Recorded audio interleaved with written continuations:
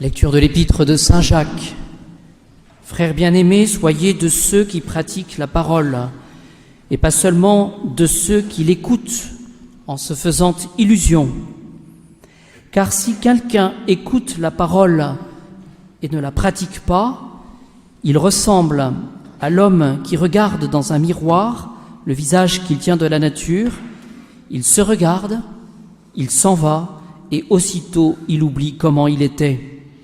Mais celui qui se penche sur la loi parfaite, la loi de liberté, et qui s'y tient, celui qui n'est pas un auditeur oublieux, mais la met en pratique, celui-là trouvera son bonheur à la pratiquer. Si quelqu'un se croit religieux alors qu'il ne réfrène pas sa langue et trompe ainsi son propre cœur, sa religion est sans valeur.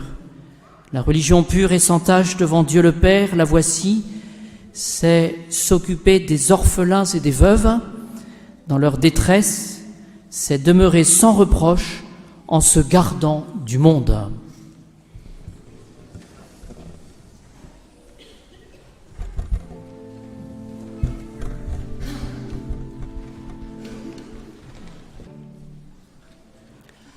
Dominus vobiscum.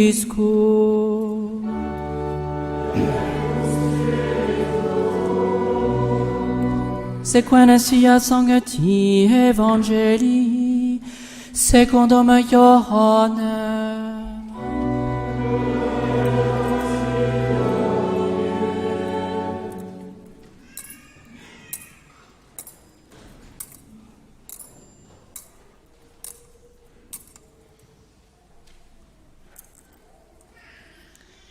En ce temps-là, Jésus dit à ses disciples, en vérité, je vous le dis, ce que vous demanderez au Père, il vous le donnera en mon nom. Jusqu'ici, vous n'avez rien demandé en mon nom. Demandez et vous recevrez, afin que votre joie soit complète. Tout cela, je vous l'ai dit en parabole. L'heure vient où je ne vous parlerai plus en parabole, mais où je vous entretiendrai ouvertement du Père.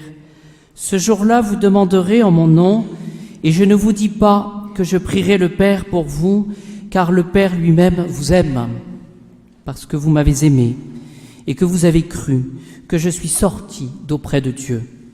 Je suis sorti du Père et venu dans le monde. Maintenant, je quitte le monde et je vais au Père. Ses disciples dirent, « Voilà qu'à présent tu parles ouvertement et ne dis plus de paraboles. Nous le savons à présent, tu sais tout. Et tu n'as pas besoin qu'on t'interroge. En cela, nous croyons que tu es sorti de Dieu. »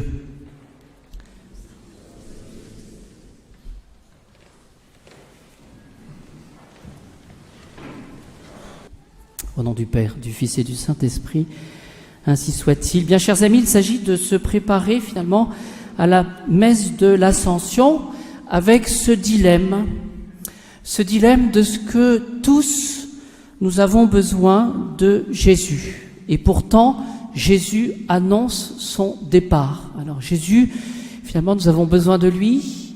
Il a demandé à ce qu'on reconnaisse sa divinité, sa résurrection, que nous ayons foi en lui, et il s'en va. Et il nous donne dans l'Évangile quelques consignes avant de partir. Demandez,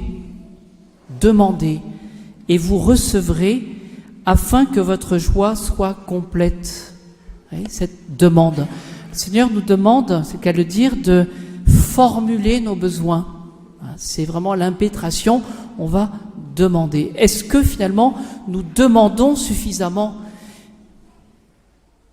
Nous avons un élément de réponse à la rue du Bac.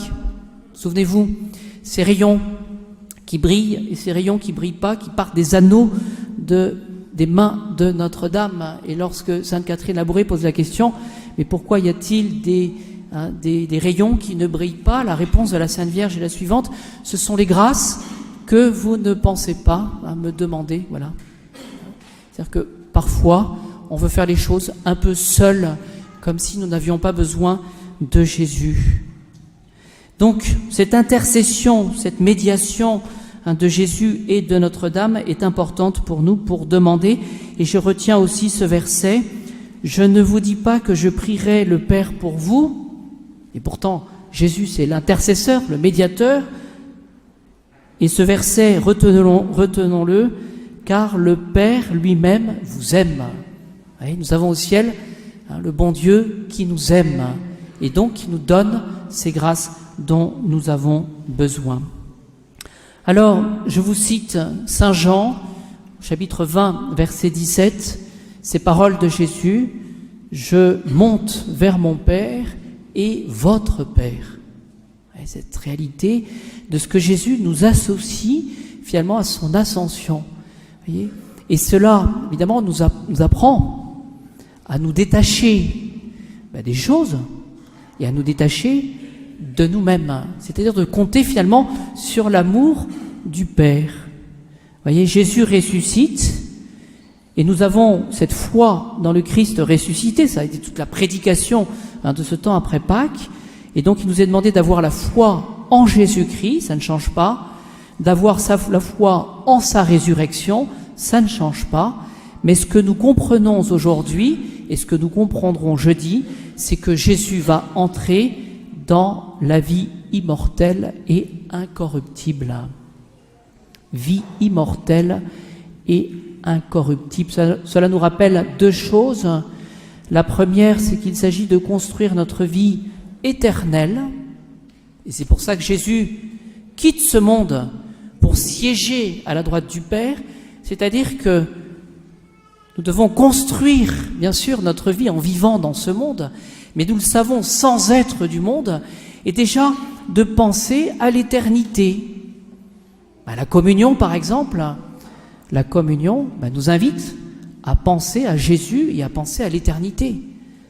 Voilà, j'ai oublié de le dire dans les annonces, c'est qu'il y a les confirmations cet après-midi à la cathédrale. Sur la paroisse, nous avons une 60aine d'enfants. L'abbé Babinet viendra avec 35 enfants. Donc nous aurons cet après-midi, donc à 15h, cette réception, voyez-vous, de l'Esprit Saint, pour nous rappeler justement que nous devons vivre de l'esprit d'amour. Donc vie immortelle et vie incorruptible, c'est-à-dire vie sans péché. Vaincre le péché, c'est ça que nous pouvons demander au Seigneur. Voici ce que dit Jésus, « Voilà que je suis avec vous tous les jours jusqu'à la consommation des siècles. » Alors Jésus s'en va, mais il est avec nous jusqu'à la consommation des siècles. Eh bien, essayons de comprendre que Jésus veut vivre parmi nous dans un mode différent. C'est-à-dire que finalement, ce que Jésus nous demande, c'est d'avoir un regard de foi sur les choses, sur notre vie. Est-ce que finalement je construis ma vie avec Jésus ou est-ce que je la construis avec mes propres forces? Est-ce que je construis ma vie pour les choses invisibles? On le verra, Charles de Foucault a complètement construit, après sa conversion, sa vie avec les choses invisibles. C'est ce qu'on appelle l'espérance. Je viendrai, dit Jésus en Saint Jean, chapitre 14, verset 3, je viendrai de nouveau et je vous conduirai avec moi pour que vous soyez où je suis moi-même. C'est vraiment notre vocation du ciel. Est-ce que je vis en fonction du ciel? Et tous ceux qui ont connu dernièrement un deuil, je crois que nous pouvons penser à ceux qui nous ont précédés dans la mort, eh bien c'est toujours une séparation, la mort. C'est toujours une épreuve, mais c'est un mode de présence différent. Oui, ceux qui nous précèdent dans la mort, ils sont d'une certaine manière avec nous, mais il faut la foi pour ça. Il faut penser au ciel. Il faut construire avec le ciel. Vous voyez, il y a cette séparation, mais il y a cette présence par la foi. Et donc Saint Jacques, pour cela, nous invite finalement nous donne un moyen finalement de rester en présence du Christ. Et il utilise cette belle image pour considérer le Christ et vivre de la vie du Christ, cette image du miroir. Qu'est-ce qu'on fait quand on se regarde le matin dans la glace? Il ne faut pas rester trop longtemps, mais qu'est-ce qu'on fait? On se voit, c'est une évidence ça. Et Saint Jacques, il va se servir de cet exemple pour nous faire comprendre une chose, c'est que finalement, quand on se regarde dans la glace, On se voit tel que nous sommes. Sauf, j'ai le souvenir, avec les enfants, j'avais été dans un zoo, je me souviens, et il y avait ces glaces déformantes. Vous savez, il y a les glaces qui vous grandissent, il y a les glaces qui vous rapetissent, il y a les glaces aussi, non, les glaces, non, pas ça, oui, les glaces qui vous grossissent. Mais il n'y a pas de réaction. Vous l'avez vu, ces glaces, ces miroirs-là. Alors c'était amusant, je vous le dis, parce que ça m'avait marqué, de voir la réaction des enfants. Il y avait des enfants qui étaient complètement pliés devant ces glaces, parce qu'ils arrivaient, je dirais, à avoir un certain recul par rapport à l'image qu'ils avaient d'eux-mêmes. Mais il y avait des enfants qui étaient vexés de se voir petits et gros, ou grands, enfin je ne sais pas, moi, ça dépend un petit peu de... Et c'était assez amusant de voir ce recul qu'avaient les enfants par rapport à l'image qu'ils pouvaient refléter. Alors je parle des enfants, bien chers amis, il faut penser à nous, adultes. Est-ce que nous supportons l'image que nous donnons? Est-ce que nous supportons finalement ce que nous sommes? C'est pas évident. C'est pas évident.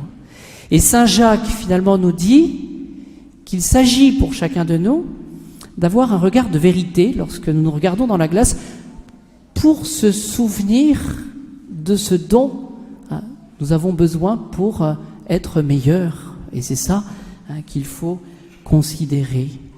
C'est-à-dire que finalement, Saint Jacques nous rappelle qu'il ne s'agit pas d'être auditeur. Il ne s'agit pas simplement d'écouter la parole de Dieu et de rien changer. Il s'agit d'être auditeur de la parole de Dieu, mais ensuite de se souvenir de ce que nous sommes, des pécheurs, ou du moins nous avons cette capacité d'être saints, et de changer, et de changer, et de changer avec le Christ. Le Christ qui nous envoie son esprit d'amour avec Dieu le Père, et le Christ qui reste pour nous présent, mais d'une manière différente. Nous avions au bréviaire ce matin un commentaire de saint Cyril d'Alexandrie. Voici ce que dit saint Cyril dans le bréviaire. Nous avions à méditer cela, et je l'ai médité, essayé un petit peu pour vous, parce que vous le savez, quand on récite le bréviaire, c'est pour vous aussi, bien chers amis, bien chers fidèles. Voici ce que je lisais ce matin. Je suis une créature nouvelle.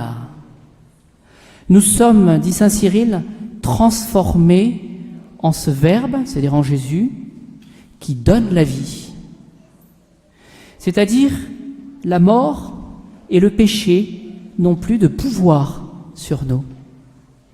C'est-à-dire que finalement, il faut réfléchir chaque jour à notre transformation, mais de notre transformation avec le Christ, dans ce modèle que nous donne le Christ, et finalement de ne plus craindre la mort physique, c'est pas évident, mais aussi de cette mort morale par le péché.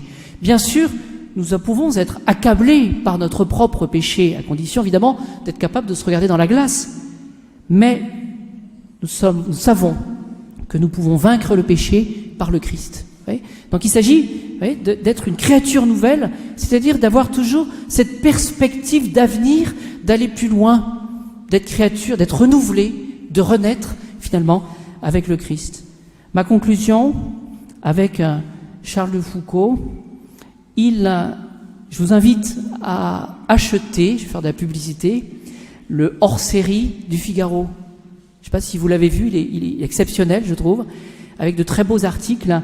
Et il y a un article sur Charles de Foucauld, Citadelle pour l'invisible. Qu'est-ce que c'est qu'une citadelle? C'est une place forte, c'est le langage militaire, cela, une citadelle. Mais citadelle pour l'invisible, c'est-à-dire qu'il y aura finalement dans le monde païen des citadelles, c'est-à-dire des îlots où il y aura la présence du Christ, et spécialement la présence eucharistique, et Charles de Foucauld va nous le redire, mais aussi et surtout la présence de chrétiens qui vont prendre des forces auprès de l'Eucharistie, c'est ce que nous allons faire aujourd'hui, pour recevoir une bénédiction pour ceux qui le veulent, mais pendant toute la semaine que nous soyons finalement des citadelles pour l'invisible, des témoins de la présence de Dieu dans le monde. Voilà l'objectif que nous avons pour cette semaine. Que lorsque les personnes nous verront évoluer dans le monde, ils puissent se dire, ce sont des chrétiens, ce sont des témoins de la présence de Dieu dans le monde. Ben, c'est pas évident. Et ça, faut le demander au Christ Jésus. L'Ascension annonce Jésus et nous redonne la présence de l'Eucharistie. Le prêtre prononce les paroles « Ceci est mon corps, ceci est mon sang ». Voici ce que dit Charles Foucault. Avec quelle force, dit-il, on est porté à chercher et à aimer Jésus dans l'Eucharistie, citadelle de l'invisible, et aussi, il ne faut pas l'oublier cela, dans ses petits et ses pécheurs. C'est-à-dire que tout homme a besoin de Jésus. Et nous, lorsque nous portons Jésus, parce que nous sommes, parce que nous faisons, eh bien nous pourrons faire connaître Jésus qui nous sauve dans le monde dans lequel nous vivons. Donc voilà un bel objectif. Demandons vraiment que cette fête de l'Ascension nous aide à construire pour le ciel, mais le ciel qui est déjà présent dans le monde par Jésus, mais aussi par chacun de nous.